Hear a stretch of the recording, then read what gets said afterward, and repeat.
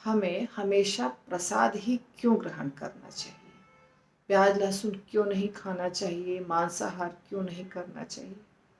उत्तर है, भगवान ने कहा है भगवत गीता में, पत्रम पुष्पम फलम तोयम यो मे भक्त्या प्रयच्छति तदहम भक्ति उपरितम अश्नामि प्रयतात्मनः। भगवान ने कहा है, मुझे यदि कोई एक पत्ता, एक फूल या थोड़ा सा जल भी अर्पण करता है प्यार से, तो मैं उसको ग्रहण करता हूँ।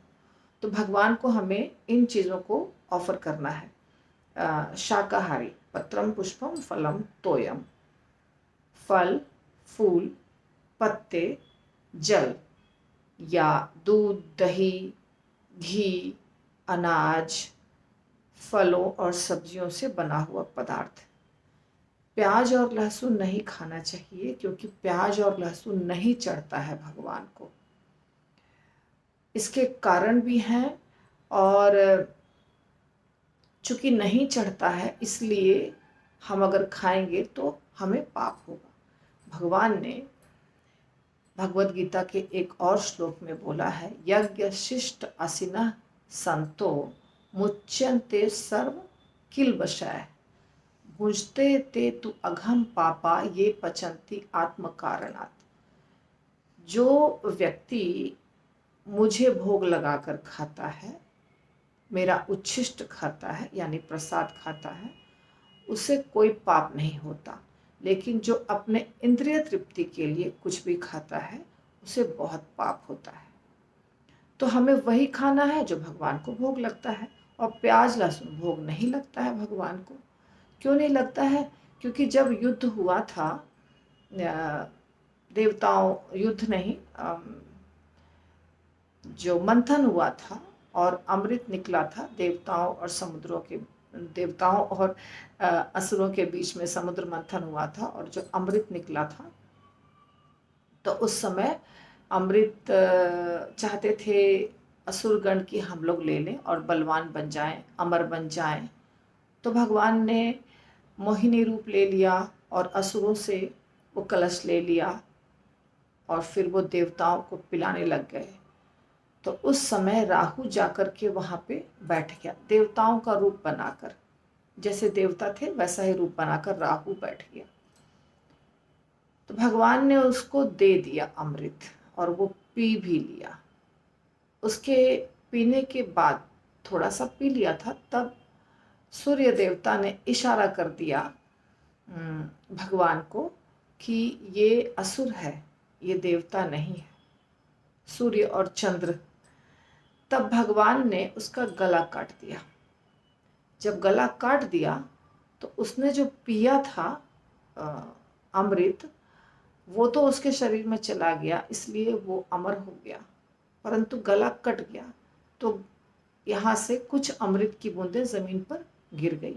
दोनों दो भाग में बट गया, राहु और केतु बन गया। और अमृत जो गिर गया जमीन पर, उससे प्याज और लहसुन बन गए। उसके बूंद से दो पौधे बन गए, प्याज और लहसुन। चूंकि वो अमृत से बने थे इसलिए उसमें बहुत सारे गुण हैं, ऐसे गुण जो हमारे कई बीमारियों को ठीक करते हैं।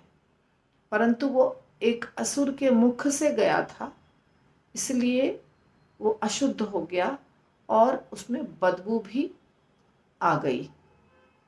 तो अशुद्ध होने के कारण वो भगवान के भोग में नहीं चढ़ता है, और बदबू भी है उसमें।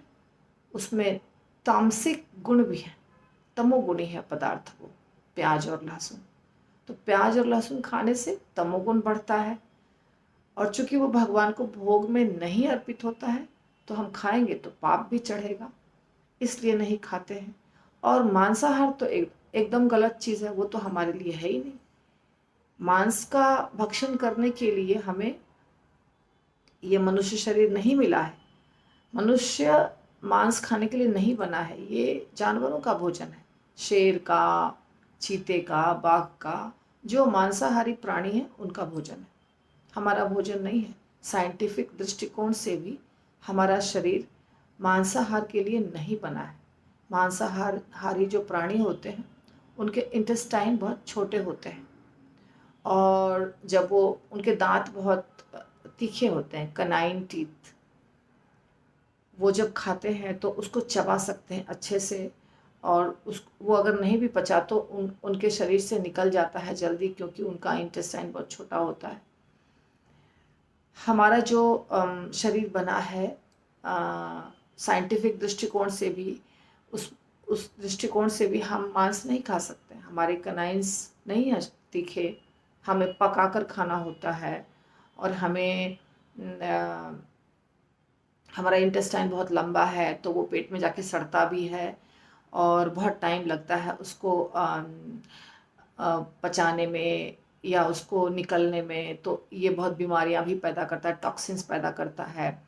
और हम जो हैं, हम ऐसे प्राणी हैं जो मैमल्स ग्रुप में आते हैं। जो भी मैमल्स हैं, जैसे गाय है, जो हमारे फैमिली के जानवर हैं, हमारे ही फैमिली के जो हैं सब शाकाहारी होते हैं। तो हमारा शरीर शाकाहारी के लिए बना है, तो मांस खाने का तो सवाल ही नहीं उठता है। तो इसलिए कोई भी किसी भी व्यक्ति को मांसाहार नहीं करना चाहिए। अब इंद्रिय तृप्ति के लिए लोग करते हैं, ये अलग बात है।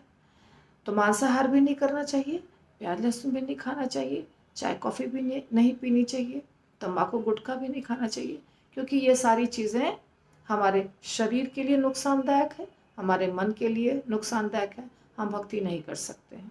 नशे में कोई व्यक्ति कोई भी अच्छा काम नहीं कर सकता है। तो इसलिए नशीली पदार्थ छोड़ना चाहिए, जितने भी नशीली पदार्थ हैं उनको छोड़ना चाहिए, और नॉनवेज को छोड़ना चाहिए, प्याज लहसुन को छोड़ना चाहिए, भगवान को भोग ला के खाना चाहिए। यदि कभी आप ऐसे जगह पर हैं जहाँ पर आपको प्रसाद नहीं मिलता है, तो दूध से बना हुआ पदार्थ आप ले सकते हैं बिना भोग लगाए भी, या तो श्री विष्णु 3 बार बोल करके, या फल खा सकते हैं, जूस पी सकते हैं। अनाज नहीं खाना चाहिए। इसीलिए ये जो मंत्र होता है ना, महाप्रसादे गोविंदे नाम ब्राह्मणी वैष्णवे स्वल्प पुण्यवताम राजन विश्वास नैव जायते। शरीर अविद्या जाल जड़ेंद्रिय ताहे काल, जीवे फेले विषय सागरे, तार मध्य जीवा अति लोभ में सुदुर्मति, ताके जेता कठिन संसार। इतना बड़ा जो मंत्र है ये अलग है। और उसके बाद क्या है, कृष्ण बड़ो दया में कोरी बारे जीवा जय, स्व प्रसाद अन्न दिलो भाई। तो जीवा को जितना बहुत कठिन है, भगवान के नाम में, भगवान के प्रसाद में जल्दी रुचि पैदा नहीं होती है लोगों की।